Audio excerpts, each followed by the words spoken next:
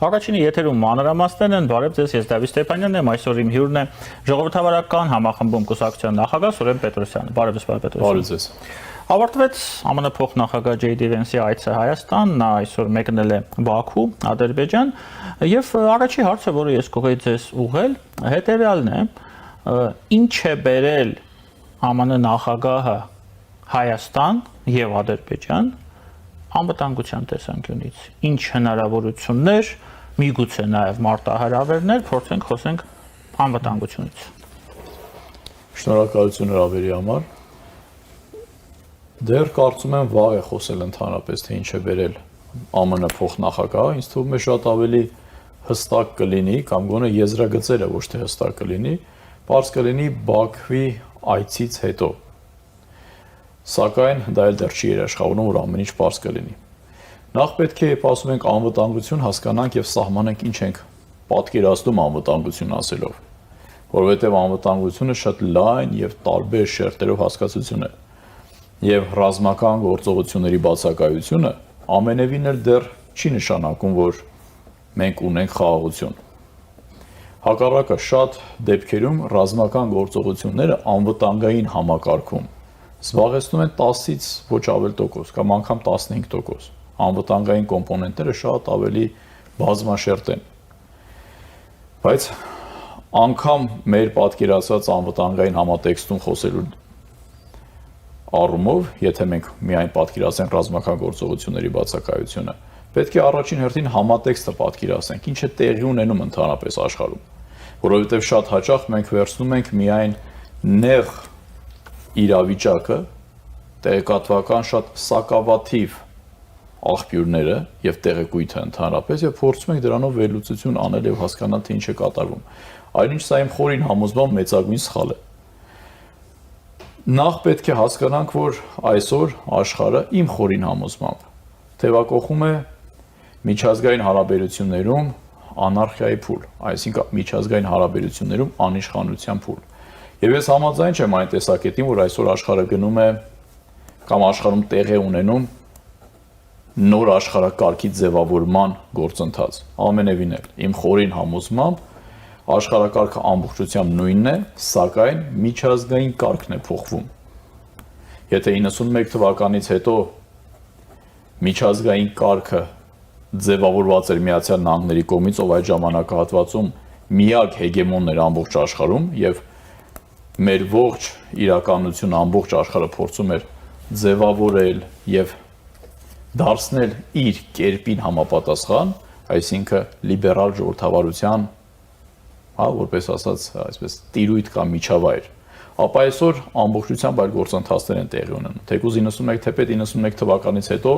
դա ուղղակի գործիքակազմը շղարշն է լիբերալ ժողովրդավարությունը, բայց իրականում գործընթացները այլ տրամաբանությամբ են ընթանում։ Բայց որ շատ տեսության մեջ չմտնեմ, ավելի պրակտիկ գամ։ Այս պահին աշխարհում տեղի ունենում միջազգային հարաբերություններ գործընթացներ, որ կարելի անվանել անարխիա, անիշխանություն, չկա վերին իշխանություն, չկա միջազգային կառույցներ եւ կան բացառապես ազգային եւ պետական շահեր, որտեղ կամ որի համար զոհաբերվում են բոլոր հնարավոր արժեքները, որի մասին նախկինում գոնե 15 տարի առաջ շատերը կարող են խոսել։ Դա կլինի հումանիտար իրավունքները մարդու, դա կլինի, չգիտեմ, ժողովրդավարությունը, կլինի մնացյալը, եւ եթե նույնիսկ ուշադրություն դարձնեք 2025 թվականի նոյեմբերին ընդունված եւ դեկտեմբերի 5-ին հրապարակված Միացյալ Նահանգների ազգային անվտանգության ռազմավարությունը, ապա կտեսնեք, որ վերջին նվազագույնը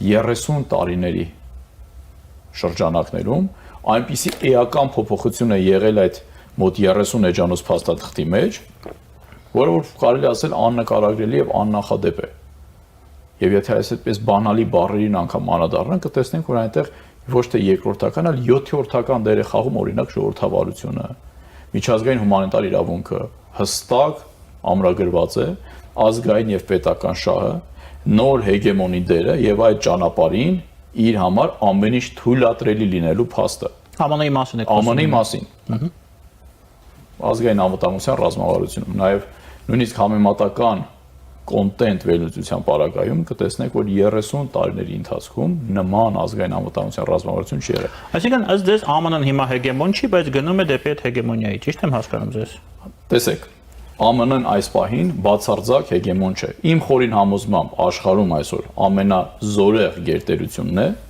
բայց բացարձակ հեգեմոնը չի, ինչպես 91 կամ 2000 թվականին։ Այսօր Միացյալ Նահանգներին զուգահեռ, անկախ դա կընդունենք թե չենք ընդունի, գործում է Չինաստանը, որը որևիցե կերպ համաձայն չէ Միացյալ Նահանգների կողմից ձևավորված միջազգային կարգին։ Եվ իր քաղաքակրթության շրջանակներում է օրակարգեր ձևավորում։ Երրորդը, որը համարվում է անգամ գիտության մեջ, համարվում է թուլացած կամ թուլացող գերտերություն։ Դա Ռուսաստանի Դաշնությունն է, անկախ դա կուզենան, կցանկանան կամ շատերը հեգնանքում նույնիսկ այսօր այդ խոսույթը շատ հեգնանքում կվերաբերվեն։ Բայց այնուամենայնիվ 3 հիմնական գերտերություններ կան միջուկային, որոնք որ այս միջազգային կարգը փորձում են կամ նոր միջազգային կարգ ձևավորել։ Սա հստակ է։ Դրանց մեջ իմ խորին համոզմամբ ամենաուժեղը այս պահին Միացյալ Նահանգներն են, բայց Միացյալ Նահանգները այսօր չունի այն ազդեցությունը, երբ ուներ 90-ականների սկզբին, եւ հենց այդ ժամանակաշրջանում էր համոզված եմ դուք էլ կիմանաք, որ Հենրի Քիսինջերը արտաքին քաղաքականության եւ անվտանգության ճարտարապետներից մեկը Միացյալ Նահանգների գրեց այն աշխատանքը, այն գիրքը, որի վերնագիրը արդյոք մեզ պետք է արտաքին քաղաքականություն։ Այսինքն դրա ամբողջ իմաստը նա էր, որ Ամերիկան բացարձակ հեգեմոնն է եւ ինքը աշխարհը ձևավորում եւ վերաձևավորում է իր արժեքների եւ իր նպատակների համապատասխան ամենակարևորը եւ այլևս մեզ արտաքին քաղաքականություն պետք չէ։ Դրա համար այս պահին Միացյալ Նահանգները փորձում է ամեն գնով իր տեղն ու դերը ամրապնդել եւ վերադառնալ նվազագույնը իր այն ազդեցության, որը ուներ 91 թվականին։ Եվ այս գործընթացի շրջանակներում Միացյալ Նահանգների ռազմավարական հակառակորդը կամ թշնամին, ինչպես ուզում ենք ասել, ինչպես շատերը ընդունված է, որ կարծել, շատերի կողմից ընդունված է կարծել, դա ամենևինը Ռուսաստանի Դաշնությունը չէ։ Գործընթացները շատ ավելի խորքային են, շատ ավելի հեռանկարային են։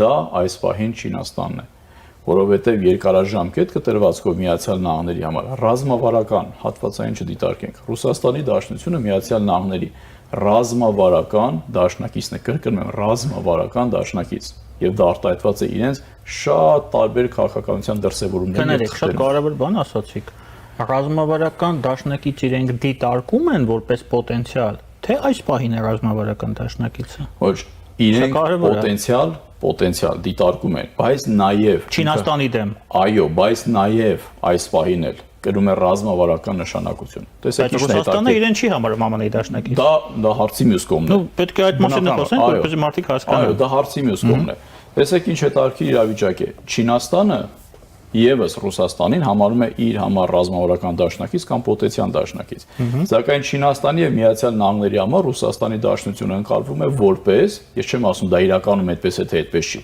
այլ ընկալվում է որպես բուֆերային գոտի, որտեղ միմյանց նկատմամբ ծավալվող պատերազմ կլինի կամ հակամարտության պարագայում Ռուսաստանը պետք է առաջին հարվածը ընդունի իր վրա։ Սա Չինաստանն է այդպես մտածում որպես այդպեսին եւ Միացյալ Նահանգներն են այդպես մտածում որպես այդպեսին։ Սակայն նաեւ այս համատեքստում կարեւոր է նաեւ նշել, որ վերջին 200-300 տարիների, եթե կարելի է այդպես ասել, ժամանակահատվածում Միացյալ Նահանգների արտաքին քաղաքականության առաջնահերթությունները առաջին անգամ այլևս Եվրոպան չեն։ Առաջինը դարձել է Կենտրոնական Ասիան, Մերձավոր Արևելքը եւ Պարսից ծոցը։ Սա եւս կարևոր ու գումարած նաեւ դրան արդեն հյուսիսային բևեռը։ Եվրոպան անգամ այս պահին վերջին 200-300 տարիների Գրենլանդիան, չէ, Գրենլանդիայից բացի Եվրոպան անգամ վերջին, ինչքան Ամերիկան կա գոյություն ունի, այսպես ասենք, ավելի կոպիտ, միշտ եղել է արտաքին քաղաքականության առաջնահերթությունը։ Այսօր անգամ այդպես չէ։ Եվ Եվրասիան էլ Եվրասիական սալը շատ մեծ է։ Շատ մեծ է, դրա համար ես ավելի հստակ ասացի Կենտրոնական Ասիան։ Կենտրոնական Ասիան իր հետաքրքրությունների առաջնային տեղում է գտնվում, որովհետև Չինաստանի ընդայնում առաջին հերթին հենց դեպի Կենտրոնական Ասիա, որը նաև ցանկանում է Միացյալ Նահանգները զսպել։ Եվ եթե անգամ այս վերջին ժամանակահատվածում նայենք Լատինական Ամերիկայի քարտեզը, կտեսնենք, թե անգամ Լատինական Ամերիկայում ինչ հսկայական ներկայացվածություն ունի Չինաստանը, որի մասին որպես այդպեսին Պարոն Պետրոսյան, մեր ձեւից շատ հետաքրքիր ընթացք ստացավ, ճշտող հարցեր։ Մի փոքր էլ խոսենք Ռուսաստանի մասին։ Ռուսաստանը այս երկու ռազմավարական դաշնակիցների միջև արդյոք ձեր խոսքից ստացվում է, որ կանգնած է ընտրության առջև։ Ինչ ընտրություն կկատարի կամ արդեն կատարել է Ռուսաստանը, թե ընդհանրապես Ռուսաստանը նախընտրում է ընտրություն չկատարել։ Ես իրականում ես այդ համամիտ եմ, եւ ես վստահ եմ, որ Թրամփի այդ բոլոր խաղերը Պուտինի հետ բացատրվում են դրանով։ Բոլոր խաղերը, այդ թվում նաեւ Ուկրաինայի շուրջ։ Տեսեք, շատ կարևոր հարց տվեցիք, անգամ Ուկրաինայի շուրջ այդ հարցից սկսեմ անդրադառնալ, տեսեք, մինչև այսօր անգամ մեր մեդիա դաշտում կլիներ կամ քաղաքական խոսույթում կլիներ Ուկրաինայի кейսը կամ օրինակը, դա կապ չունի Ուկրաինան կլինի, Հայաստանը կլինի։ Միշտ ընկալվում էր չարու եւ բարու տեսանկյունից։ Այստեղ չարերը մի կողմը ասում էր, օրինակ ռուսամետները ասում էին, այստեղ ռուսական կողմը բարիները կռվում են չարերի դեմ, արևմտյան կողմը ասում էր արևմուտքը բարին է, կռվում է չար ռուսների դեմ։ Այսինքն մեր քաղաքական խոսույթը էմոցիոնալից այն կողմ այդպես էլ չանցավ։ Եվ մենք այդպես էլ չհասկացանք այս աշխարհը ընդհանրապես ինչի մասին է, խաղի կանոնները։ Դա մեծ բնորոշ է, Ինչի մասին է ընդհանրապես։ Մենք չհասկացանք, որ որպես այդպեսին բարձրաձայնված արժեքները, ժողովրդավարություն, չգիտեմ, մարդու իրավունքների պաշտպանություն, հումանիտար իրավունք եւ այլը, դրանք որպես այդպեսին ուղղակի հասարակության համար հաճելի խոսքեր են, բայց երբեք ընկած չեն աշխարհաքաղաքական դերակատարների գործունեության հիմքում կամ մոտիվացիայի պատճառը երբեք չեն եղել եւ չեն։ Նույն տրամաբանության շրջանակներում դա կլինի ինչպես ուզում ենք ասենք առանձին թեմա է, կարող ենք շատ ավելի երկար խոսել։ Եկեք այդ մասին հիմա չխոսենք, Ռուսաստանի մասին խոսենք։ Բայց Ուկրաինայի պարագայում որևիցե մեկին որպես այդպեսին Ուկրաինացի ժողովրդի ճակատագիրը երբեք հետաքրքիր չի եղել։ Եղել են հստակ աշխարհաքաղաքական շահեր։ Որևիցե մեկի համար Հայաստանի, հայ ժողովրդի ճակատագիրը ընդհանրապես երբեք հետաքրքիր չի եղել։ Այդ ամեն այնքան բարձ է, ես չեմ ուզում մենք դրա վրա ժամանակ ծախսենք։ Հետևելն է։ Ռուսաստանը, Չինաստանի եւ ԱՄՆ-ի միջև արդյոք ընտրություն կատարելու է, ցանկանում է կատարել այդ ընտրությունը։ Ինչ որ մի ժամանակ իմ խորին համոզմամբ, իրենց փոխարեն չեմ կարող ասել, բայց իմ խորին համոզմամբ ինչ որ մի ժամանակ այդ ընտրությունը անպայման կատարելու է, հիմա ասեմ ինչի համար։ Անկամ մոտ ժամանակներում այսպես շատ կարող է հիպոթետիկ միտք եմ արտաբերում, բայց չզարմանաք, որ Միացյալ Նահանգները բավարարեն Ռուսաստանի բոլոր պահանջները եւ լեգիտիմացնեն պահանջները Ուկրաինայի նկատմամբ, իսկ Ռուսաստանը իր հերթին ճանաչի օրինակ Գրենլանդիան Միացյալ Նահանգների անկախտելի մաս, օրինակ եմ ասում։ Բայց գլոբալ առումով մենք թևակողում ենք մի փուլ, որը կարելի է կրկին անվանել քաղաքակրթությունների բախման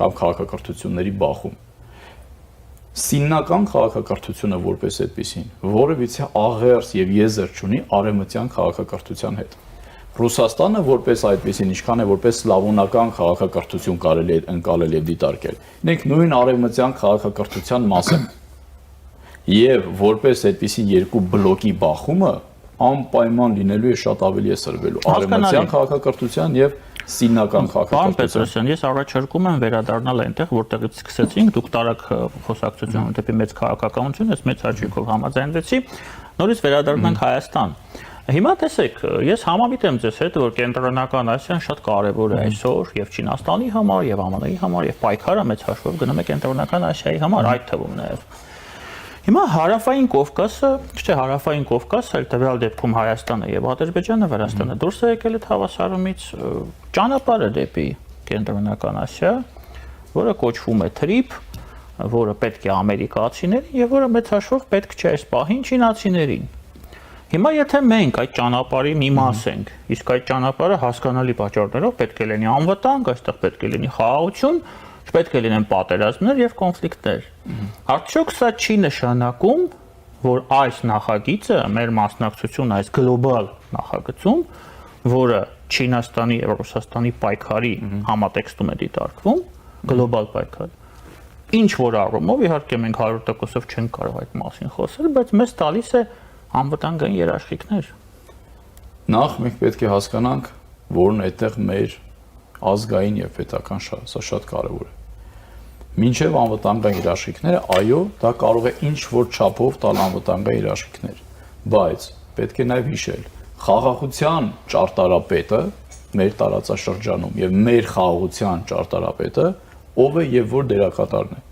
Հայաստանը խաղաղության ճարտարապետության մեջ այսօր ցավոք որևիցե դեր չունի։ Այս պահին ստացվում է, որ ԱՄՆ-ն է։ Չէ, այս բանը, եթե դեռ թրիպի process-ը նախագծային փուլում է գտնվում, դա դեռ չի նշանակում անվտանգության երաշխավորը կամ ճարտարապետը Միացյալ Նահանգներն է։ Տեսեք, պարոն Պետրոսյան, 1 տարի առաջ Ադրբեջանը պատրաստվում էր հարձակվել Հայաստանի վրա։ Հիմա չի պատրաստվում։ Եթե ԱՄՆ-ն այս ամեն ինչի մեջ մաս չլիներ, ես վստահ եմ, որ հարձակվելու էր։ Հիմա ճարտարապետը թե ոչ։ Ոչ, տեսեք, ճարտարապետությունը անկան նախ դրա տեղեկատվությունը մենք պրակտիկ հարց ես հասկանում եմ ինչ եք մենք պրակտիկ հարցության մեջ ենք խոսում թեորիայի մասին չենք խոսում չէ պրակտիկ եմ ասում նախ որևիցե մեկս չգիտենք իրականում հարձակվում է թե չէ հարձակվում մեկ անկամ խոսույթը այդքան էլ նշանակություն չի թիվ 1-ը տված է կարող է դա շատ տարբեր ժամանակներ է թիվ 1 տված եղել հարձակվում է թե ոչ երկրորդը մենք չգիտենք թե այդ եթե անգամ այդպիսի բան կա դրա չհարձակվելու պատճառները որոնք են դա եւս չգիտենք եւ երրորդ սակայն ամենակարևոր հարցը խաղաղություն Հայաստանի եւ Ադրբեջանի միջեւ, որը որպես այդպեսին այսօր իմ խորին համոզմամբ գոյություն ունի եւ շատ երկար ժամանակ ունենալ չի կարող հրադադար խաղաղություն չի։ Դրա ճարտարապետը այս պարագայում ով է, ավելի գլոբալի մասին չի անգամ խոսքը։ Դրա ճարտարապետը այսօր ցավոք Ադրբեջանի Հանրապետությունն է, որը բացառապես իր սեփական օրակարգի շրջանակներում է խաղաղությունը այսպես ասած հաստատում եւ լեգիտիմացնում այն իրականությունը, որը այսօր այլևս կա։ Շատ լավ, մեր օրակարգային դեպքում որը պետք է լինի, որ չկա։ Եվ դրա φωνին ըստ էության սկսում են գործընթացները զարգանալ։ Նաեւ չպետք է մոռանալ, որ որպես այդպեսին թրիփը կամ Սյունիքի միջանցքի ինչպես կուզենաք ասել։ Ադրբեջանի օրակարգը։ Չէ, ոչ, Նեստոր, Ադրբեջանի օրակարգ չի ասում, խաղաղությունը ըստ էության, եթե խաղաղություն է այդ խաղաղության ճարտարապետը Ադրբեջանն է։ Դրանից Հիմքում ընկած է 44-օրյա պատերազմ, այդ պատերազմի հետևանքները եւ դրանից հետո Ադրբեջանի միակողմանի պահանջների բավարարումը շարունակ, որը եւս այսօր է շարունակվում է սահմանադրության փոփոխությունով, մնացածով։ Դրա հիման վրա է թրիփ կլինի կամ թրիփից թրիփ չլինի, օրինակ կլինի Սյունիքի միջանցք եւ այլ։ Եվ եթե ուշադրություն դարձնենք, կտեսնենք, որ սա նոյեմբերի 9-ի հայտարարության ռուսական փաթեթավորման փոխարեն ամերիկյան փաթեթավորումն է որպես այդպեսին։ Այստեղ հիշում եք մենք ժամանակին ասում ենք չէ ռուսական կողմի համար որ սա անընդունելի է եւ այլն։ Ես նույնիսկ ասել եմ որ ամերիկյան առաջարկությունները սկզբնական փուլում համարյա չէին տարբերվում ռուսական առաջարկություններից։ Ես համոզիտ եմ։ Սա ամբողջությամբ ամերիկյան փաթեթավորումն է։ Ես չեմ ասում դա վատ է, դա լավ է եւ այս արձանագրումը փաստ է, բայց մինչեւ մնացած կոմունիկացիոն խնդիրներին անդրադառնալը մենք պետք է նաեւ մի բան արձանագրենք, որ Հայաստանի Հանրապետությունը այս գլոբալ աշխարհաքաղաքական կոնտեքստում երբեք չի եղել եւ չի կարող ընկալվել որպես տնտեսական գոտի։ Այսինքն Հայաստանի շահը երբեք չի եղել տնտեսական, որովհետեւ Հայաստանի Հանրապետությունը նաեւ այն աշխարհաքաղաքական կենտրոնում է, որտեղ որ իրար է խաչում հյուսիսը, արևելքը, արևմուտքը, հարավը, քաղաքակրթությունների խաչմերուկում։ Առաջին հերթին Հայաստան եւ մեր տարածաշրջանի դերը որպես այդպեսի գեոպոլիտիկ է, որտեղ բնականաբար կան տնտեսական կոմպոնենտներ, բայց առաջին հերթին, որովհետեւ պետք իրար հետ զուգակցվում են։ Առաջին հերթին աշխարհաքաղաքական եւ քաղաքակրթական գործընթացների մասին է խոսքը։ Շատ լավ, եւ մյուսը այստեղ վտանգը։ Ես ամենևին էլ քանի որ մանրամասներից տեղյակ չեմ, համոզված եմ որևիցե մեկը տեղյակ չի թրիփը ինչ տրամաբանությամբ կգործարվի, դա կլինի թրիփ թե կկանխվի։ Որովհետեւ այնտեղ բազմաթիվ նրբություններ կան։ Բայց շատ կարևոր կոմպոնենտ եւս կա։ Հայաստանը այս պահին գերխնդիրը, Հայաստանի գերխնդիրը պետք է լինի, որ մենք չդառնանք տարածք մի գերտերության համար, մի գերտերության դեմ։ Սա չի նշանակում անպայման ռազմական գործողություններ, դա չի նշանակում անպայման, չգիտեմ, ռազմատենչ ռետորաբանություն, օրինակ Արևմուտքի Հայաստանի կողմից ընդդեմ Ռուսաստանի, դա չի նշանակում Ռուսաստանի կողմից ընդդեմ Արևմուտքի եւ այլն եւ այլն։ Բայց երբ որ նման կարևոր աշխարհաքաղաքական քաղաքակրթությունների խաչմերուկում վերահսկողությունը որպես այդպիսին պատկանում է բացառապես մեկ գերտերության, այն էլ այս տուրբուլենտ շրջանում, մենք ինքնաբերաբար դառնում ենք այս 3 խոշոր պետությունների բախման կենտրոն։ Ես ասում եմ, սա պետք է հաշվի առնել։ Եվ սա ուղղակի ճաշակի հարց կարող է լինել շատերի համար։ Դա կլինի Չինաստանին, կլինի Ամերիկա, մեկը կասի Ամերիկան բարի հեգեմոն է, մեզ կփրկի նրանցից, մեկը կասի Չինաստանը, մեզ Չինաստանը, մեկը կասի ռուսները, դրանք դեր չեն խաղում։ Եվ նաև սրան գումարած պետք է հաշվի առնել, որ այսօր բոլոր այդ գերտերությունները տարածաշրջանում հաշվի են նստում բացառապես Ադրբեջանի հետ։ Տարածաշրջանի շահերը որպես այդպիսին, մասնավորապես թրիփի տեսանկյունից, ներկայացնում է բացառապես Ադրբեջանը, նաև Հայաստանի անունից։ Այսինքն որևիցե մեկը անգամ, եթե փոփոխության պետք է գնա կամ ինչ-որ շահեր պետք է հաշվի առնել այս տարածաշրջանում, այդ շահերը համապատասխանեցնելու է ոչ թե Հայաստանի Հանրապետության, այլ Ադրբեջանի Հանրապետության հետ, որովհետև անկախության ճարտարապետը գոնե լոկալ առումով, լոկալ իմաստն է խոսքը, այսօր Ադրբեջանի Հանրապետությունն է։ Ցավոք այսօր մեր դերը իշխանությունների կողմից սահմանված է որպես տնտեսական գոտի, այնինչ մեր տարածքը երբեք չի կարող լինել տնտեսական գոտի։ Այդ դեպքում այսպեսի հարց, պարոն Պետրոսյան, եթե շարունակեմ ձեր միտքը որպես տնտեսական գոտի, եւ ես հասկանում եմ, որ կառավարության տեսլականը իրոք դա է,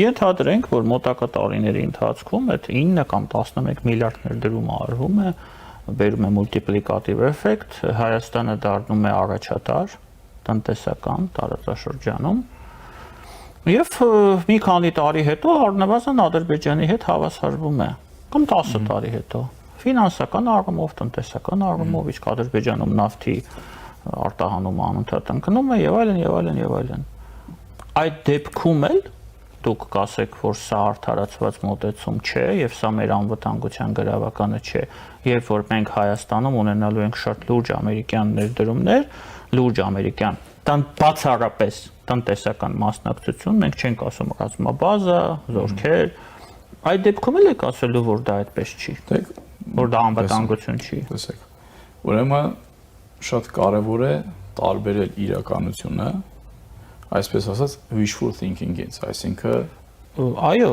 ցանկալին իրականություն հիմա ճանապարհը սա է, այս ճանապարհի վրա են կանգնած, չէ։ Եթե այսպես ասեմ, եթե Հայաստանի Հանրապետությունում կլինի շատ կարևոր է տնտեսական ներդրումներ եւ այդ տնտեսական ներդրումներից եկած շահույթը ունակ կլինենք մենք ինքներս որոշել թե ինչին պետք է ծառայի, դա կծառայի պաշտպանությանը, դա կծառայի մեր նախընտրած ոլորտը սպասարկելուն թե չէ, որ կենտրոնից լինի, կոպիտ ասած եմ, դա կլինի Ռուսաստան, կլինի Չինաստան, կլինի Միացյալ Նահանգներ եւ կապահովվի այսպես ասած անվտանգությունը, ես դրան միայն երկու ձեռքով կողմ եմ։ Ես հեռու եմ այն մտքից, որ այս դերակատարի մոտ կան չար եւ բարի դերակատարներ, մեր համար ավելի բարենպաստ եւ դրա մասին չի խոսքը, բայց ձեր ասածը ցավոք մեր իրականությունում տեսականորեն անգամ տեղի ունենալ չի կարող, ցավոք, տեսականորեն անգամ ասում, որովհետեւ ընդհանրապես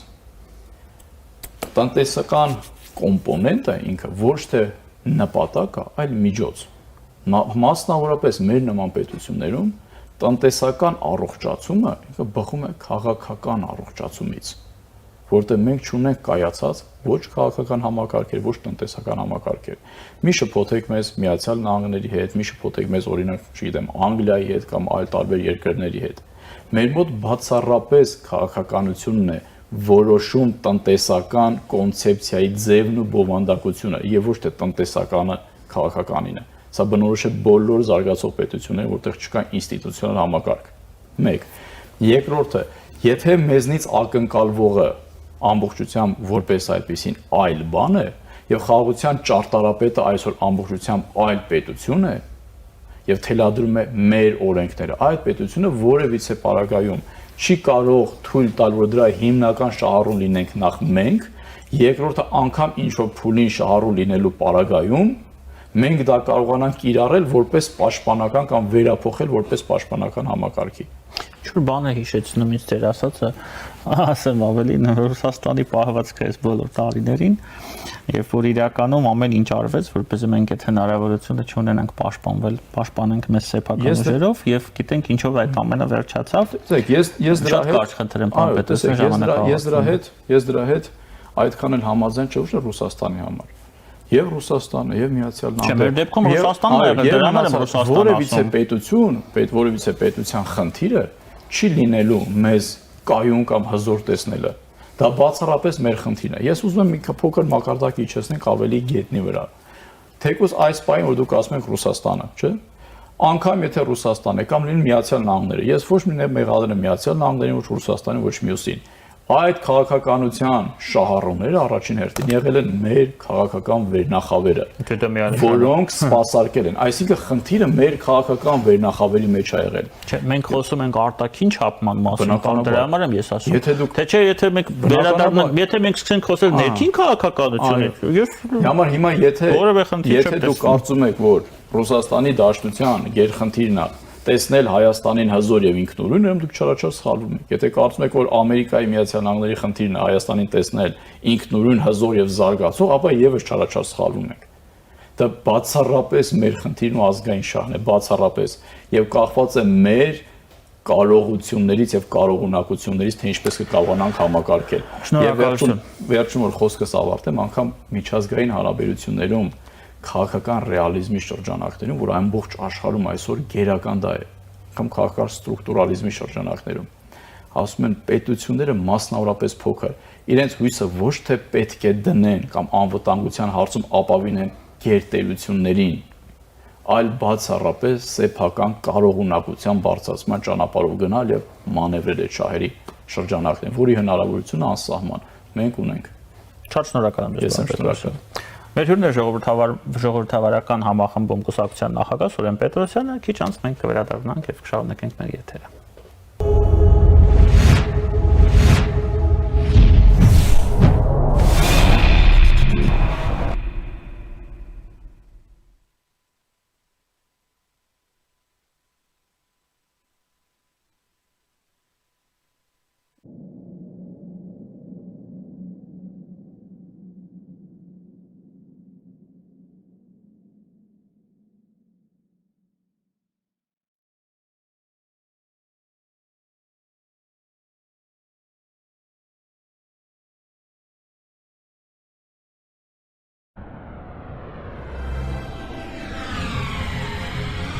«2026-ին Եվրոպան 75%-ով ավելի մոտ է լինելու։ Իդեալ համակարգը բացում է եվրոպական որակի եւ նրբագեղության դռները ձեր առաջ։ Հնարավորություն ընձեռելով ձեռք բերել եվրոպական արտադրողների լավագույն նմուշների նշված տեսականին մինչև 75% բացառիկ զեղչով։ Կան տարբերակներ, կա իդեալական տարբերակ։ Մանրամասները idealsystem.am։ Իդեալ համակարգ դեպի կատարելություն։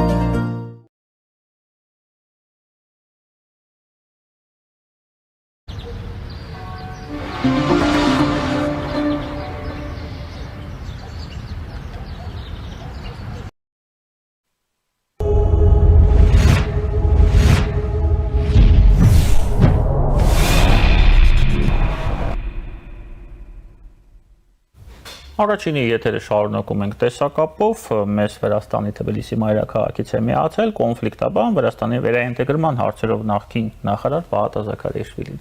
Приветствую вас, господин Паата. Добрый день, господин Давид, приветствую наших зрителей всех. Ну, будем говорить, конечно, о визите, в первую очередь, вице-президента США в Армению. Недавно он улетел в Азербайджан. Я специально всегда ставлю этот вопрос в этом контексте.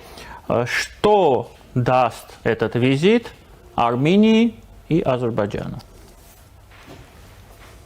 Да, ну это тот редкий случай, я не люблю такие высокопарные слова, как исторический и так далее. Это тот случай, который может стать историческим, хотя сам по себе это не исторический пока еще, но может стать, потому что это подтверждение того, что встреча в Вашингтоне это не было случайностью, не было только формальностью, и не было заявления добрых намерений, а США собирается в самом деле серьезно заняться Южным Кавказом. И не только для Армении и Азербайджана, но и для Грузии, для всего Южного Кавказа. Здесь и турецкий контекст тоже подключен положительной стороны. И я думаю, что и Ирану тоже это как-то касается. Это месседжи для всех, и России тоже для всех, кто заинтересован в ситуации на Южном Кавказе. Кавказе. И в этом контексте, конечно, для Армении и Азербайджана конкретно это еще больше усугубление, углубление мирного процесса. Венс, по-моему, нужно ли не нужно было то, что я слышал, но после каждого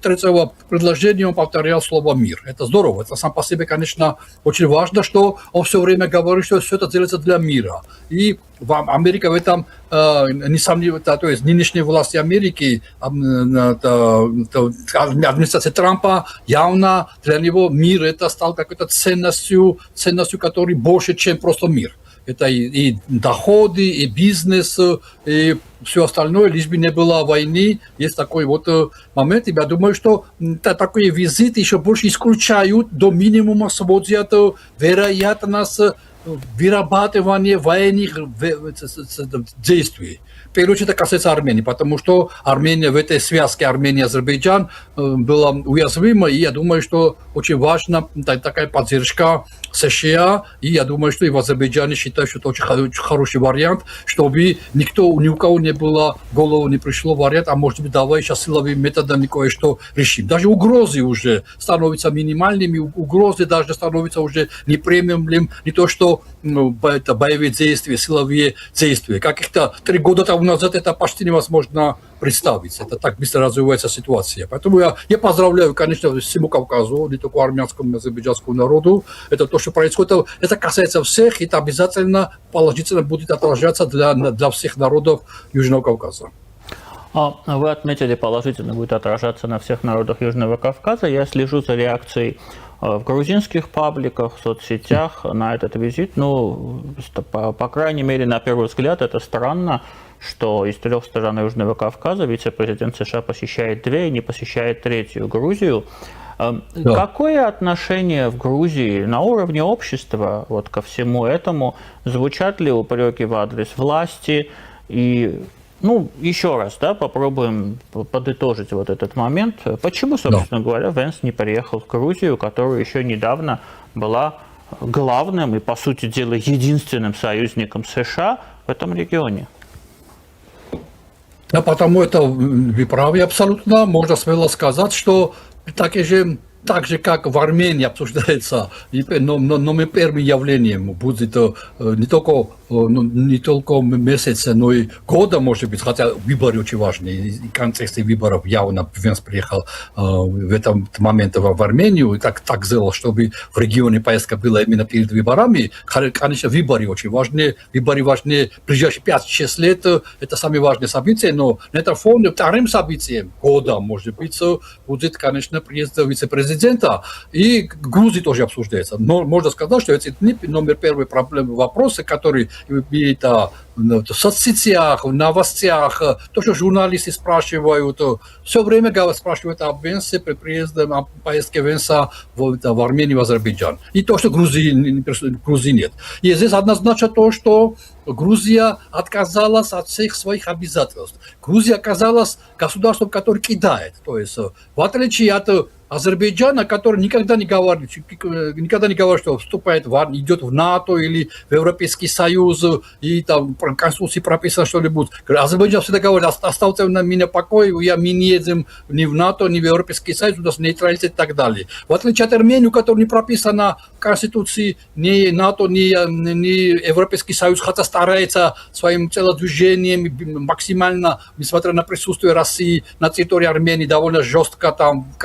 в сфере бизнеса, там военной базы и так далее. Грузия все это признано. Она считает себя то есть она считала, что главная цель для Грузии — это вступление в НАТО и в Европейский Союз. И чтобы убедить Европейский Союз и НАТО, Грузия вписала в Конституцию это положение. 78-й параграф Конституции Грузии четко говорит, что каждая власть должна делать все, предпринимать все, чтобы Грузия двигала в сторону НАТО и Европейский Союз. И вдруг Грузия отказалась от всего этого, начал ругаться. Последними словами, можно сказать, если поверьте мне, потому что на грузинском языке они совсем по-другому говорят, чем на английском и на русском. На русском вообще ничего не говорят. На английском, то есть на английском языке все как-то гладко все критикует Европу, а на грузинском языке ужасными словами. И на этом фоне вдруг и Америка поняла, и НАТО, и Европейский Союз, что мы ненадежное государство.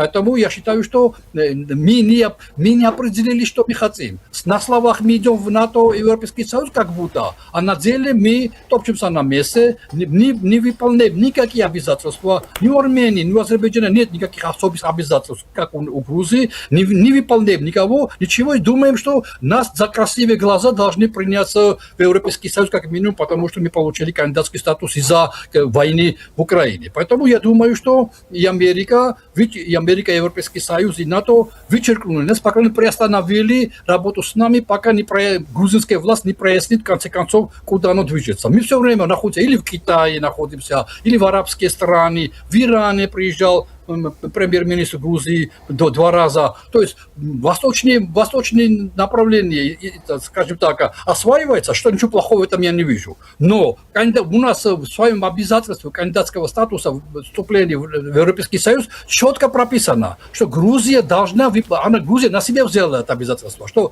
Грузия будет выполнять весь международный пакет Европейского Союза. То есть будет синхронизировать свою политику, международную политику по отношению, скажем так, по отношению к действию Грузии. Ничего подобного не происходит. То есть явно в течение 2 лет после того, как Россия начала свою агрессию в Украину, вот прямо между, скажем так, в течение этих 2 лет произошло вот такое радикальное изменение Грузии. Она остановила движение в Европейский Союз и, может быть, не поддерживает Россию во всем, но все его телодвижение, все действия, это явно подчеркивает, что Грузия остается на орбите и стремится в орбиту России. Хотя институционально максимально старается, чтобы это не было, скажем так, замечено. Но очень белыми нитками сшито, насколько это все соответствует российской политике по отношению к Кавказу. Поэтому и при таком важном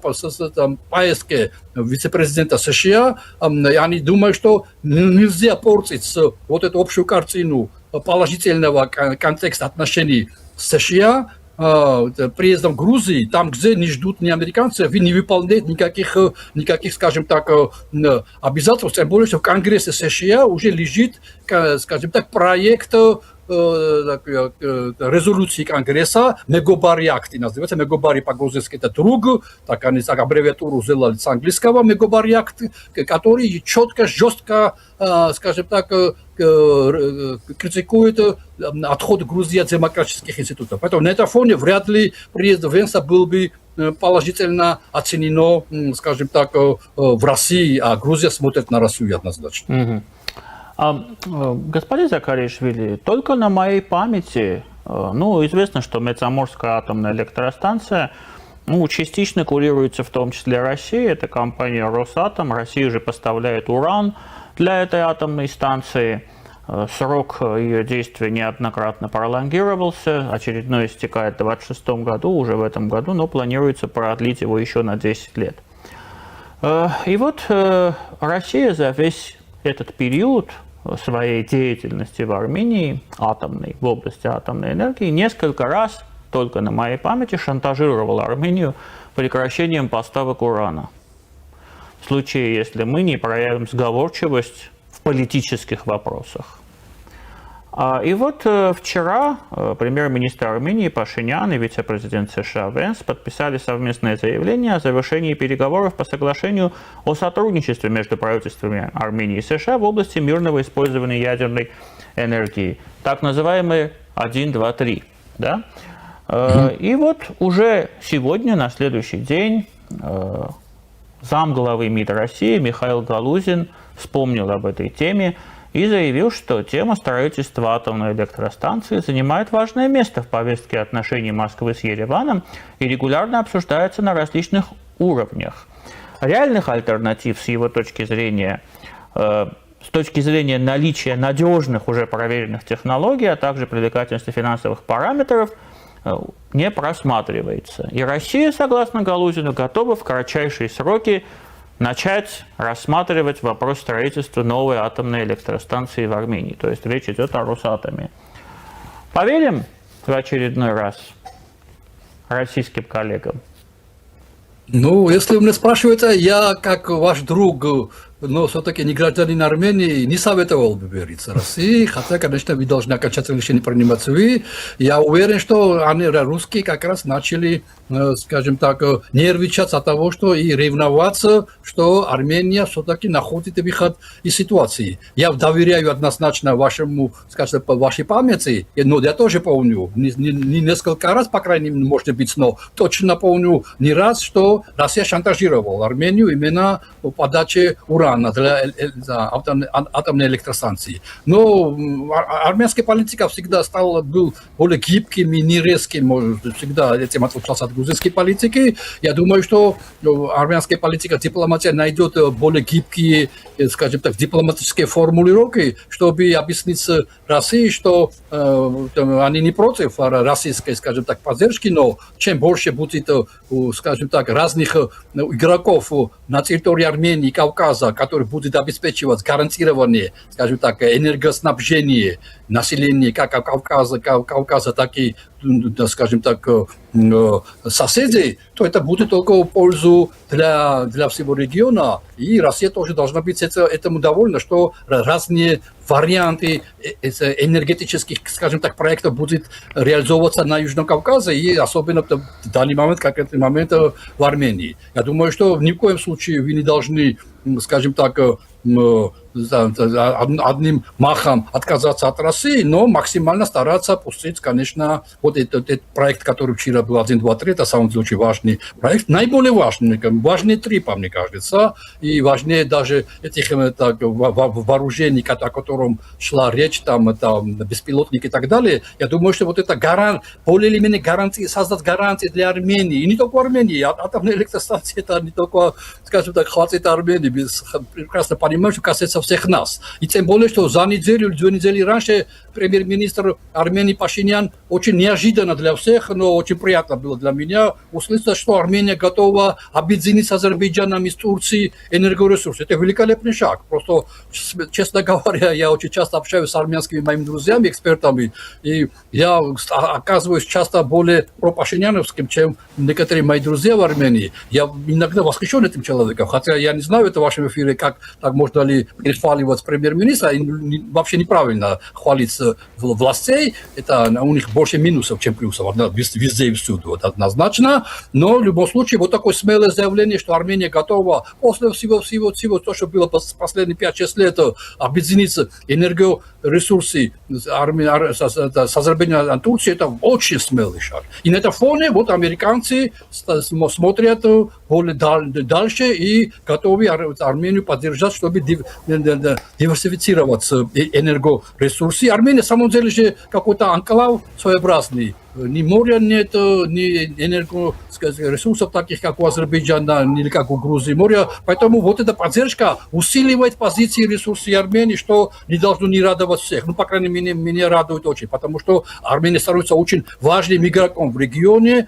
конкурентоспособным, и с ней больше и больше будут считаться все, и не только страны региона. Поэтому я думаю, что тем более я уверен почти, что то, что происходит сейчас между Америкой и Арменией, я думаю, что это согласовано с Турцией, то есть, по крайней мере, Турция об этом знает. Я почти уверен, хотя никакой информации у меня нет, даже я уверен, что у вас может быть больше информации, чем у меня. Я думаю, что это приезд является также и, скажем так, учитывает и турецкие интересы в регионе. Я думаю, что Турция должна быть довольна такой поездкой. Сейчас мы посмотрим сегодня-завтра, послезавтра, что будет в Азербайджане, и, соответственно, какие заявления туда прозвучат. Я уверен, что оно будет гармонизировано с армянской поездкой, и это будет огромный большой вклад в мире и экономике, процветания и безопасности, соответственно, Южного Кавказа. И поэтому этот вариант атомной электростанции и какая-нибудь поддержка в этом направлении, это один из самых главных, важных решений. Я не ожидал, я читал очень много другое про, скажем так, по поддержке вопросов дороги ТРИП и поддержки вооружений, но вот то, что так смело будет заявлено насчет атомной энергетики, это, конечно, очень большой неожиданность и большое преимущество получает весь Кавказ, а не только Армения. Вот вы только что удивлялись, что некоторые армянские коллеги не разделяют вашего восхищения Пашиняном. Я вам напомню, что в свое время в Армении мы восхищались Михаилом Саакашвили и всегда удивлялись, почему в Грузии многие наши коллеги этим не восхищались тем, что у них есть такой президент. Мне кажется, это свойственно тем, что люди очень быстро все забывают. У нас очень короткая память. Мы забыли... что из себя представляла Армения до 2018 года, так же, как грузины забыли, что из себя представляла Грузия до того, как пришел к власти Михаил Саакашвили. Мне кажется, здесь все предельно ясно. И еще вот такой вопрос. Я очень давно... То есть я слышу вот из России в адрес Армении, в адрес стран Центральной Азии, иногда в адрес Азербайджана заявление, что необходимо провести новую СВО, необходимо воевать, необходимо вторгнуться на территории стран, которые не считаются, постсоветских стран, которые не считаются с особыми интересами России. То есть угрозы, это мы уже давно к этому привыкли, но я не слышу одной фразы, ключевой, в случае Армении, которая раньше звучала постоянно. Куда вы от нас денетесь? Вот этого я не слышу уже давно. Что изменилось, в результате чего это все изменилось? И какие перспективы открывает перед нами, перед Арменией, возможно, перед всем регионом, то, что из России уже не могут вот эту вот интересную фразу применять в отношении нашей страны? Россия оказалась голым королем. Украинское вторжение в Украину, агрессия против Украины, это показало всему миру, что Россия стоит, это ядерное государство, которое стоит на каких-то глиняных ногах. И что касается Украины, там в самом деле Россия не раз шантажировал мир ядерным, скажем так, войной. Насколько это получится, другой вопрос, но в любом случае там ситуация более тяжелая в Украине. Соответственно, мир старается считаться с Россией на той стороне. Но на Кавказе ничего такого не происходит, что Россия мог бы шантажировать мир. Поэтому Запад в данный момент в лице США довольно смело, честно, откровенно, публично, прозрачно действует в своих же интересах. Это касается не только США, это касается Турции, который является членом НАТО, и довольно корректно, я сказал бы, хотя поступательно Запад наступает на пятки России. И у России ничего нет, нечем крыть. Они ничего не могут предложить в контексте, скажем, развития. Они только могли спекулировать, чтобы не было войны, лишь бы не было войны, давайте еще переждем, там, давайте казанские встречи, какие-то такие другие договоренности. 30 лет Россия тянула вот это взаимоотношения между Азербайджаном и Арменией. В итоге, скажем так, с этим попустительством России именно случилось самый худший вариант из всего, что могло бы случиться. И, соответственно, у России нет никакого доверия на Кавказе. Я думаю, что на это смотрят и в Центральной Азии. Там тоже видно, что Россия голый король, и можно с ней разговаривать на «ты». Это показал Азербайджан, который, за спиной которой стоит Турция. Азербайджан стал очень жестко разговаривать на «ты» с Россией. И получается, вот у вас появился сейчас мощный союзник в лице США. Я почти уверен, что помимо Пашиняна, который работает, и в самом деле подтверждаю свое уважение, я уверен, что в Америке работает и довольно мощное и, скажем, сильное армянское лобби, которые точно знают. Я уверен, что все эти заявления и слова в устах Венса и действия, все это как-то идут и от лоббистов, армянских лоббистов в США. Поэтому у Азербайджана есть свой союзник. У Армении есть союзник. Грузия, к сожалению, выпадает из этого контекста. У Грузии больше могут быть союзников. У Грузии два естественных союзника. Черное море и Кавказский хребет, плюс член НАТО Турция, сам НАТО и Европейский Союз. Грузия от всего этого отказывается. Но от моря не может отказаться, от Кавказского хребта, потом уступает это, Россия уступает. На этом фоне у России нет места, где можно ногу положить. На Кавказе, в отличие от Восточной Европы, Украины и так далее. Там, если кроме Украины, там в Украине, конечно, война сейчас, Беларусь и так далее. Поэтому, соответственно, Россия ведет себя скромно. И это показывает действия других игроков. И я думаю, что они делают правильные заключения, правильный анализ и наступают там, где можно наступить, и не ждут, пока Россия скажем так, закончит войну в Украине, а потом развернется в сторону Южного Кавказа. Как только у России, скажем так, освободятся руки, на Кавказе будет совсем другая погода, совсем другая ситуация. И к этому спешат все, в том числе, я очень рад за вас, и Армения. Я думаю, что вы все на правильном пути, хотя между Арменией и Азербайджаном была довольно тяжелая ситуация, и мы все это помним. Несмотря на это сейчас хороший момент, чтобы максимально вместе, насколько это возможно, между странами, у которых вчера еще была война, чтобы максимально вместе создать какой-то противодействие против России, чтобы уже она не могла бы влиять на процессы. В Азербайджане явно просматривается нечто подобное, и в Армении тоже явно просматривается. Я думаю, что перед выборами сейчас будет очень много напряжений. Если прошлый год был годом Молдовы, Молдова достойно прошла это прошлогодние выборы и сохранила себе, скажем так, проевропейский путь, в этот год, смело можно сказать, 2026 год, это год Армении. И в зависимости от того, как пройдут выборы, я думаю, что Россия поймет, что ее места на Южном Кавказе нет. Ее место есть на Северном Кавказе, ради бога, никто не оспаривает это. Россия является государством кавказским, но и только северокавказским. Соответственно, вот это исторический момент наступает сейчас на Кавказе, после многотысячных нашей истории, и после того, как Россия вступила положила ногу на Кавказ в начале 19 века, вот сейчас как раз происходит, как Россия, мы сами видим, как Россия вынуждена, это по своей политике, по своей глупой политике, вынуждена, конечно, делать шаг назад и уступать место уже другим игрокам. Слава богу, другие игроки не одни. Не один Турция только, не одна США и так далее. Это уже все вместе уже какой-то коллективный контекст. Тем более натовский контекст коллективный, тем более европейский контекст. Армения стремится туда. Я уверен, что рано или поздно начнут разговоры насчет НАТО, я так думаю. Я думаю, что все это вместе создать через 10-15 лет на Кавказе будет совсем реальная ситуация, где Россия будет только, скажем так, в учебниках истории, больше нигде. Господин Закаришвили, в конце нашей беседы я отмечу, что во многом я разделяю ваш оптимизм, для которого есть очень серьезные основания. Помимо одного пункта, это армянское лобби.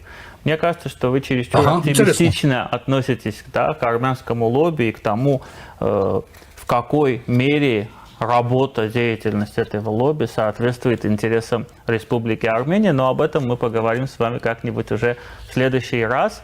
И интересно, это для меня важное замечание, я буду учитывать это. Спасибо. Большое вам спасибо за интересный разговор. Մեր հյուրն էր, որը մեզ միացել էր տեսակապով Վրաստանից, Թբիլիսիից, կոնֆլիկտաբան Վրաստանի վերաինտեգրման հարցերով նախկին նախարար Պահատ Զաքարիաշվիլին, իսկ մենք քիչ անց կվերադառնանք եւ կշարունակենք մեր աշխատանքը։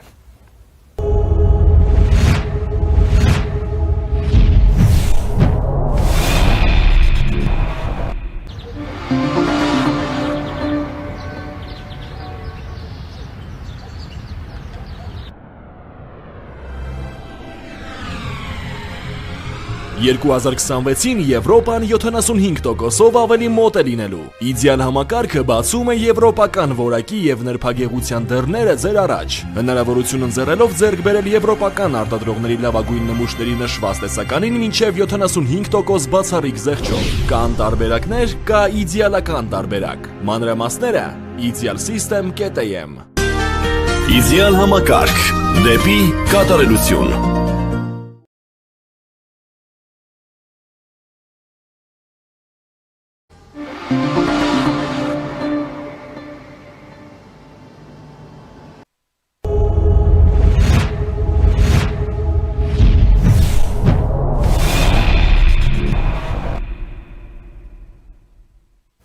Շարունակում ենք առաջինի եթերը, շարունակում ենք այն տեսակապով Իսրայելից, Թել Ավիվից մեզ միացել է Քնեսետի նախկին падգամավոր Հայաստան-Իսրայել միջազգային ֆորումի համանախագահ Александр Цинкера. Приветствую вас, Александр. Добрый день. Помнится мне наш с вами разговор, не в эфире, конечно, когда я расспрашивал вас, если я не ошибаюсь, это было года 2 назад, о феномене израильского успеха в IT-секторе, в сфере информационных технологий. она достаточно развита в Израиле, и вы мне тогда очень интересные подробности представили, как это все работает, и работает фактически без какого-либо участия государства. Я помню, что был такой у нас разговор с вами. И вот сейчас в Армении, улетая из Армении, вице-президент США Джей Ди Венс в беседе с журналистами уже в аэропорту отметил, что благодаря ряду соглашений, заключенных между США и Арменией, объем инвестиций в направлении создания дата-центра, работа над которым уже началась, по словам господина Венса, может достигнуть 4 миллиардов долларов США. До этого в рамках проекта Firebird называлась более скромная сумма в размере $500 миллиарда. И согласно вице-президенту США, в Армении в рамках этого проекта будет создано множество рабочих мест. Если мы будем сравнивать то, что сегодня есть в Израиле, то, как к этому пришел Израиль, и то, какие возможности сегодня благодаря подобным инвестициям открываются перед Арменией, какое будущее может иметь этот проект? Ну, вы знаете, будущее вообще этого направления, оно и для Израиля, для Армении, для многих стран однозначно в этом направлении все движется. Просто к этому пришли по разным дорогам. В Израиле очень много военных, которые работали в областях близких к хай-теку, когда уходили на заслуженный отдых, а это довольно-таки возраст еще такой относительно молодой, они получают очень хорошие компенсации финансовые после этого. И вот очень много из них как раз и открывали такие стартапы новые. Если вы знаете, по-моему, если вот так сравнивать, Тель-Авив находится на первом месте в мире по количеству стартапов на душу населения, по крайней мере, точно.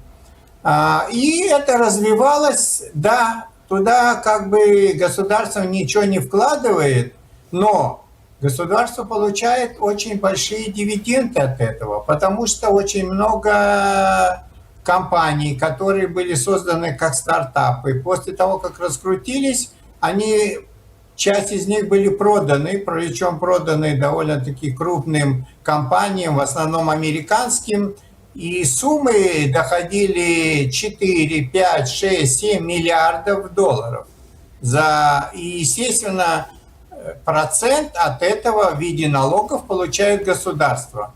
Поэтому у нас зачастую, когда кроме государственного бюджета в течение года появляются излишек еще 1-2 миллиарда долларов, это те, которые получаются за счет вот этих налогов на вот эти компании. В Армении, мне кажется, это пошло по другой технологии. Насколько я понимаю, когда я общаюсь с моими друзьями, коллегами в Ереване, очень много ребят, особенно программистов или хай-теки, работают уже на иностранные компании. Потому что уровень, например, тех же программистов в Армении всегда был очень высокий. А сейчас еще поработав вот на такие компании, уровень их еще возрос. Например, я когда был в Дилижане, и там находится один из резервных серверов Банка Армении, куда, ну, если бы не были каких-то знакомых, невозможно было бы попасть, конечно. Но уровень работы там меня, в общем-то, восхитил. Поэтому вот так это началось движение. А сейчас, мне кажется, вот эта поддержка государства за счет вот такого договора, который вот вы рассказали, и создание вот этого большого датабейса в Армении, мне кажется, он может стать вот таким тоже толчком, чтобы это направление, эта область развивалась, и Армения могла бы стать, ну, довольно таким, я не побоюсь сказать, мировым хабом по вот таким интеллектуальным разработкам. Есть еще одна сумма, это около 9 миллиардов инвестиций, 5 на первом этапе и 4 на втором, уже в сферу, собственно говоря, энергетической безопасности, в сферу строительства модульных атомных станций и всех сопутствующих проектов, включая обслуживание. Вообще у многих вызывает удивление, что в Армении могут быть такие инвестиции такого подобного объема в сферу энергетики, включая, собственно говоря, достаточно небольшие размеры нашей страны и то, насколько здесь потребляется электроэнергия. При том, что сейчас, если я не ошибаюсь, лишь посредством сферы возобновляемой энергетики, в частности солнечных станций, наши возможности достигают уже около, если я не ошибаюсь, тысячи мегаватт, если я не ошибаюсь. Я могу ошибаться в цифре, но это достаточно внушительно. Поскольку я не в числах вообще этих не специалист, вы можете называть любую. То есть, телезрители меня поправят, я уверен, в комментариях. То есть у нас достаточно серьезные возможности, и вот такая инвестиция. Чем это может быть обусловлено? Нет ли здесь на самом деле связи между строительством вот этих дата-центров? Насколько мне известно, это огромное потребление электроэнергии требуют эти проекты. И создается впечатление, что это укладывается в одно общее направление развития Армении в качестве, как вы отметили, именно вот такого хаба, и в качестве, почему нет, центра, который производит энергию. Ну, вы частично у меня ответ уже как бы сами озвучили. Смотрите, еще несколько месяцев назад, когда я был в Армении, опять же общался с друзьями, и там заходили разговоры о том, что вот надо что-то делать с атомной электростанцией. Я говорю, а что делать? Работает, и, как говорится, все нормально. Ну, они, во-первых, сказали, смотри, она уже работает очень давно, и насколько она может выводить вот это количество объема электроэнергии, и вообще насколько год службы, мне кажется, у таких атомных электростанций тоже ограничен. Я, опять же говорю, я в этой области не специалист. И тогда был уже разговор, что в Армении собираются объявить конкурс на предложение фирмам или странам, которые могли бы предложить какие-то новые проекты. Это один разговор. Где-то около месяца назад, тоже общаясь с коллегами из Армении, был как раз вот этот разговор о том, что вот о создании, потому что уже все шло к тому, что готовится приезд Венца в Армению, о создании вот этого мощного такого-то дата-центра, который, по идее, будет требовать очень большой объем энергии. Это с одной стороны. С другой стороны, не надо забывать, что Армения не только потребляет вот эту электрическую энергию, она еще подпитывала соседние страны. Например, тот же договор с Ираном. Армения поставляет электроэнергию в Иран, а в ответ Иран поставляет, я думаю, наверное, нефть и газ, да, наверное, в Армению. Что-то в этом роде, если бартер говорить. Газ, окей. Ну вот я чувствовал, я же говорю, я вот в экономических этих вопросах не специалист. Но, смотрите, поэтому первое, что мы говорим, увеличение энергии, потребляемой в Армении, с учетом того, что будут строиться такие мощности, увеличится, это раз. Атомная существующая станция, она ограничена и вполне возможно, может быть, на какой-то там этапе от нее вообще придется отказаться. Два. И третье, являясь источником дополнительной электроэнергии на Южном Кавказе или более, если регионально посмотреть пошире, Армения тоже за счет этого может поднимать свой уровень вот, зависимости от них. То есть стать не только хабом вот, интеллектуальных таких возможностей, но и дополнительной электроэнергии, которая может давать в сеть и поставлять каким-то соседним странам. Так что, в общем-то, идея очень интересная. То, что надо будет в это вкладывать деньги, но вы знаете, ничего бесплатно не бывает.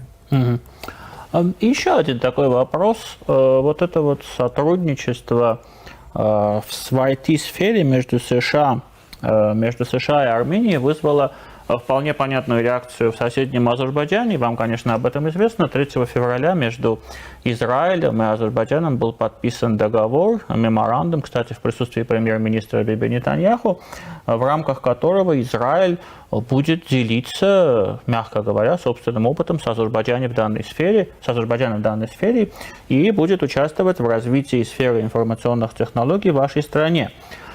В какой мере, на ваш взгляд, речь идет исключительно об израильских возможностях? Потому что у меня, например, сразу возникла мысль, что таким образом, как это обычно бывает, Азербайджан пытается через Израиль, через задворки, прошу прощения за сравнение, выйти на США.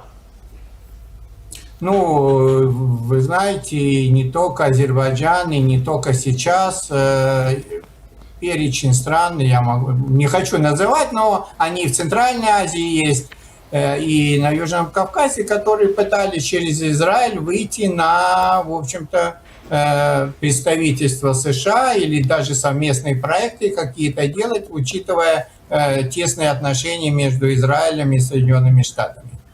Ну, во-первых, надо подождать Венса, который будет, по-моему, сегодня или завтра в Азербайджане, что он там будет рассказывать, а какие договора там собираются подписывать.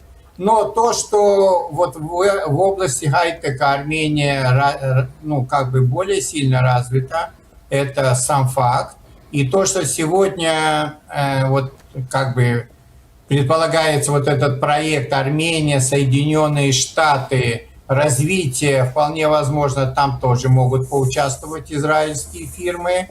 Самое интересное, ко мне несколько раз уже обращались, что вот мы понимаем вот этот маршрут Трампа, где там рассматриваются не только дорожные магистрали, но и разные другие направления. Явно Израиль тоже заинтересован в нем, и явно там какие-то израильские фирмы будут тоже участвовать.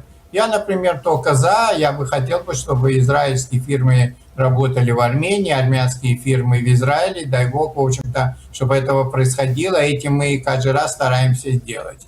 А там, где сейчас, вот вы сказали про Азербайджан, там есть определенные направления, которые Азербайджану надо развивать. И одно из направлений – это хай-тека, искусственного интеллекта, который вот сейчас, в общем-то, ну, у всех на устах. Недавно прошла международная конференция использования искусственного интеллекта в образовании. Сюда приезжала министр образования, там, по-моему, просвещения, культуры, спорта. Вот так ее должность, да? Министр из Армении. Там встречалась с нашим министром, как бы, в общем-то, какие-то контакты есть. И там же был представитель Азербайджана, которому вот, мне кажется, израильская сторона, наверное, по просьбе азербайджанской, и сказала, ну, мы можем вам помочь в этой области как бы развиваться. Поэтому вот и был вот этот заключен договор о сотрудничестве.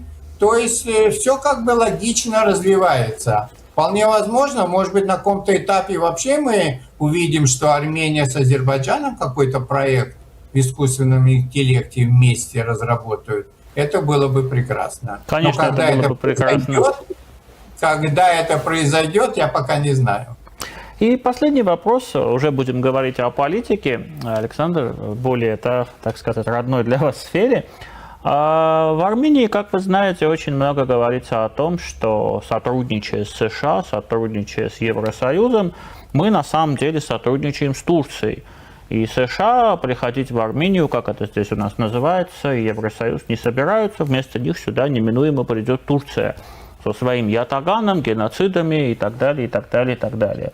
Визит Венса как-то может развеять эти сомнения в нашем обществе, и является ли он реальным индикатором намерений Соединенных Штатов в отношении нашей страны?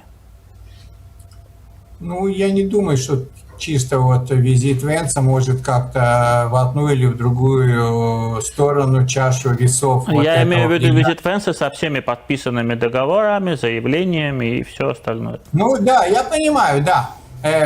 По крайней мере, насколько я понимаю, если вот эти все договора посмотреть, Турция там нигде не упоминается. Теперь по поводу опасений. Вы знаете, наши довольно-таки близкие, партнерские, стратегические отношения с Соединенными Штатами, о чем вот все говорят, периодически в каких-то делах вдруг всплывает имя Турция. Начиная вот план вот этот по Газе, где Турция очень пытается активно участвовать, пытается чуть ли не военных отправить, да, вот в так называемые международные силы и так далее, и так далее. Но здесь Соединенные Штаты столкнулись с жесткой обороной со стороны Израиля, что есть красные какие-то границы, да, красная такая черта, что никогда, да, вот, ну, по крайней мере, на сегодня правительство Израиля говорит, никакие военнослужащие Турции не будут в секторе Газа, и они там не будут принимать участие в решениях. То есть, понимаете как, в данной ситуации я не люблю кому-то советовать, особенно в других странах, но, с одной стороны, сегодня так процесс развивается, Армения как бы определилась, я его читаю, особенно материалы много российских, они говорят порой с сожалением, что, по-моему, Армения уже четко определилась, что она разворачивается в сторону Америки. Окей, опять же, это руководство Армении решает. Но вот любое сотрудничество, даже стратегическое, партнерское, близкое, предполагает, что у каждой страны должны свои быть интересы и свои вот эти красные линии.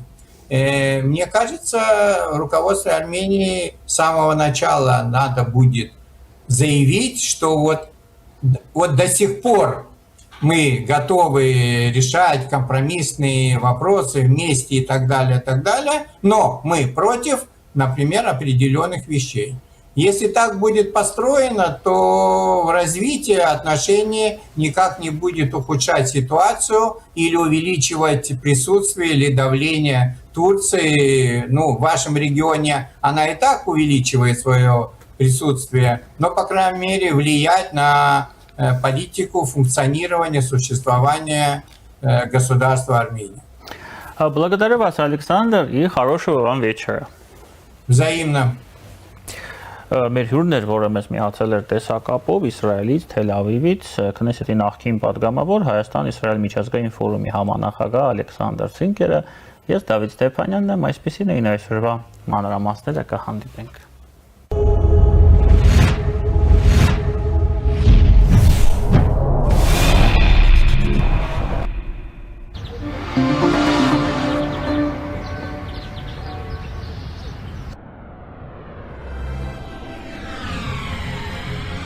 «2026-ին Եվրոպան 75%-ով ավելի մոտ է լինելու։ Իդեալ համակարգը բացում է եվրոպական որակի եւ նրբագեղության դռները ձեր առաջ։ Հնարավորություն ընձեռելով ձեռք բերել եվրոպական արտադրողների լավագույն նմուշների նշված տեսականին մինչև 75% բացառիկ զեղչով։ Կան տարբերակներ, կա իդեալական տարբերակ։ Մանրամասները idealsystem.am։ Իդեալ համակարգ դեպի կատարելություն։